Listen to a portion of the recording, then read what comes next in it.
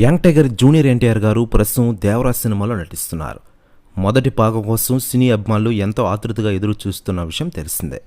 September 20న ఎప్పుడు వస్తుందన్నట్లు అభిమానులు సిద్ధమై ఉన్నారు.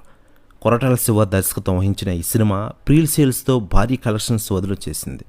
ఈ cinema pre release event September 22న హైదరాబాద్లో జరగనుంది. ఈ ప్రీ రిలీజ్ ఈవెంట్కి పవర్ స్టార్ పవన్ కళ్యాణ్ గారు ముఖ్య అతిథిగా హాజరు కానున్నారట.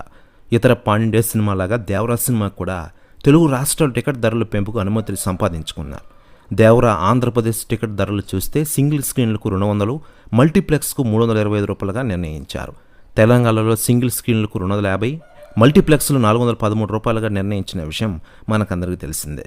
ఇక ఇదిలా ఉండగా ఆంధ్రప్రదేశ్లో దేవరా టికెట్స్ హైప్పై ఇప్పటికే సెలబ్రిటీలు స్పందిస్తుండగా తాజాగా డైరెక్టర్ కొరటాల శివ గారు ఆంధ్రప్రదేశ్ రాష్ట్ర ఉప ముఖ్యమంత్రి పవన్ కళ్యాణ్ గారిని ఉద్దేశించి సంచలన వ్యాఖ్యలు చేశారట. ఆయన మాట్లాడుతూ, మా దేవరా సినిమా టికెట్ రేట్స్ పెంచినందుకు ముందుగా ఆంధ్రప్రదేశ్ డిప్యూటీ సీఎం పవన్ కళ్యాణ్ గారికి మా కృతజ్ఞతలు.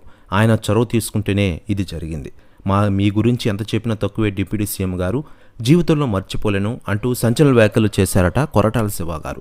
ప్రస్తుతం వ్యాఖ్యలు వైరల్ అవుతున్నాయి తెలుగు ఇండస్ట్రీలో.